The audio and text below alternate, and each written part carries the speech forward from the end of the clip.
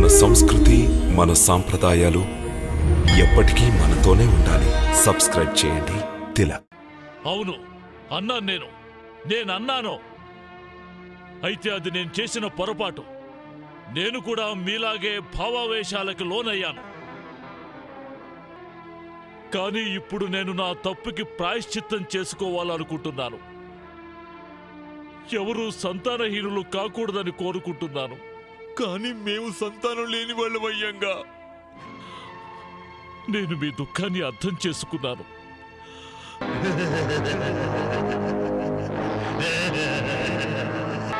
రత్నాకర, దుర్జయుడు నీకో సందేశాన్ని పంపాడు.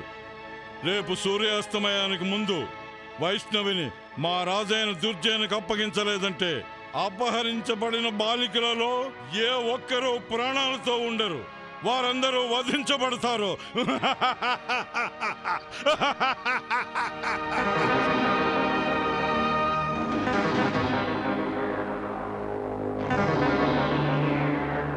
నారాయణ నారాయణ నారాయణ.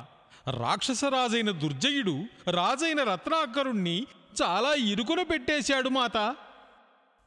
దేవర్షి, సాక్షాత్తు వైష్ణవిదేవి దగ్గరున్న వాళ్ళకి ఎలాంటి సమస్య అయినా పెద్దది ఎలా అవుతుంది నారదా? సమస్య కేవలం దుర్జయుడికే ఉన్నది. నారాయణ నారాయణ మాతేశ్వరి.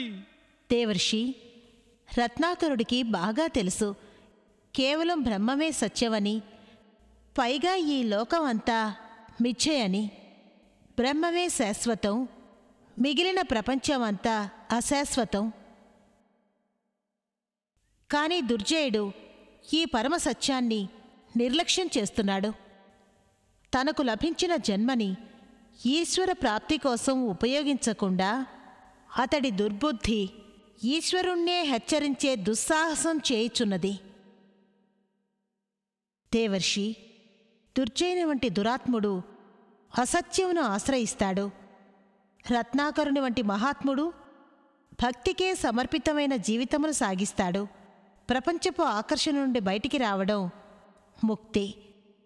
ఆ ఈశ్వరుని పట్ల ఆకర్షణలో లీనమవడం భక్తి. భక్తిలోనే ముక్తి ఉంది, ముక్తిలోనే నివృత్తి ఉంది. అందుకనే రత్నాకరుని వంటి భక్తులు మాయామోహాలకు అధీనులైనప్పటికీ అది క్షణకాలమే. తర్వాత వారు సమస్యను నివారించుకోవడం కోసం ఈశ్వరుణ్ణి శరణు కోరుకుంటారు. ఇక ఈశ్వరుడు వారి అన్ని సమస్యలకు పరిష్కారాన్ని సూచిస్తాడు. అవునా మాత? నారాయణ నారాయణ నారాయణ. మాతేశ్వరి, మేము ధర్మ సంకటంలో చిక్కుకుని ఉన్నాం. మాత, నీవే చెప్పు. నా ప్రియ పుత్రికని నిర్దయుడు, అత్యాచారి అయిన దుర్జయుడికి ఎలా అప్పగించను? కానీ నేను పాలించే నా ప్రజల ఆక్రోశాన్ని వినలేను. అలాగే వారి దుఃఖాన్ని చూడలేను. మహామాయ, మాతేశ్వరి, మేమేం చేయాలి? ఇప్పుడు నీవే మాకు మార్గాన్ని చూపించాలి. మేము నిన్నే శరణు వేడుకుంటున్నాం. నీవే చెప్పు మాత. నేను రాజధర్మాన్ని పాటించనా లేక పితృధర్మాన్నా? రాజధర్మాన్నే పాటించాలి పితృదేవా. వైష్ణవి, రాజధర్మం పితృధర్మం కంటే శ్రేష్టమైంది. ఎందుకంటే రాజు ప్రజలకి తండ్రి లాంటివాడు. వైష్ణవి, రాజు కేవలం ప్రజలతోటే సంబంధం కలిగి ఉంటాడు. తమ కర్తవ్యాన్ని పాలించండి. మీ ప్రజలు బాధపడుతున్నారు, వారి బాధని దూరం చెయ్యండి. మేము నిన్ను పోగొట్టుకోలేము. పితృదేవా, నా మీద మీ ఒక్కరికే అధికారం లేదు, లోకమంతటికీ అధికారం ఉంది. అయినా మేము నిన్ను వదులుకునే సాహసం చెయ్యలేము. ఈ సృష్టి నియమమే ఇది పితృదేవా. పొందిన వారే పోగొట్టుకుంటారు. ఏదో ఒక నాడు తమరు నన్ను పోగొట్టుకోవాల్సిందే పితృదేవా. అలా అనకు వైష్ణవి. అంత మాటలకు. ఆ ఆలస్యం చేయకండి పితృదేవా, ఆలస్యం చేయకండి. చూడండి, సూర్యుడు అస్తమించబోతున్నాడు. పద వైష్ణవి, మన ఇద్దరం దుర్జయుడి దగ్గరికి వెళ్దాం. మనిద్దరం కాదు పితృదేవా, ఒంటరిగానే వెళ్తాను. దుర్జయుడు నన్ను ఒంటరిగానే తనకు అప్పగించమన్నాడు.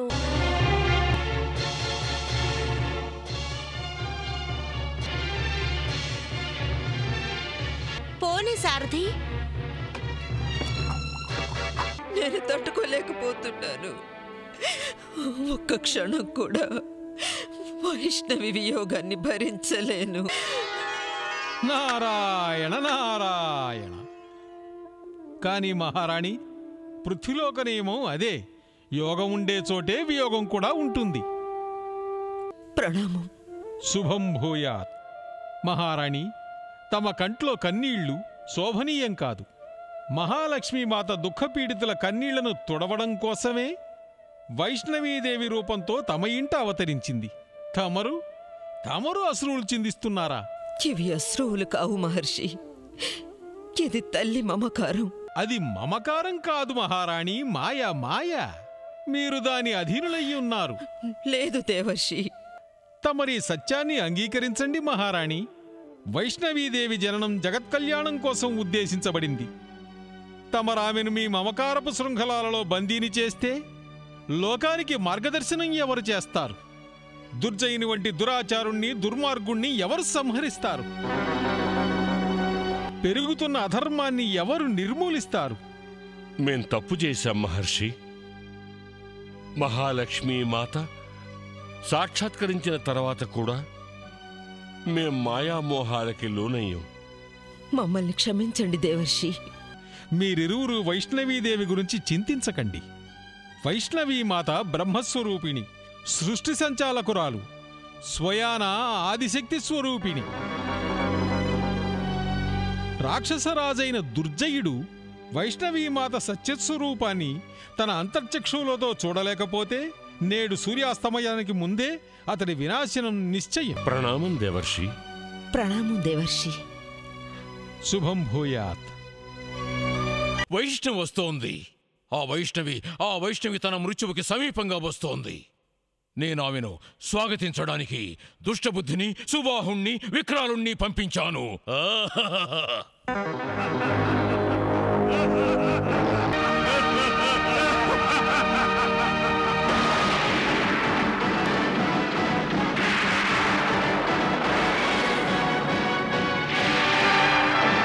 ఈ పిల్ల మాయావిలా ఉందే.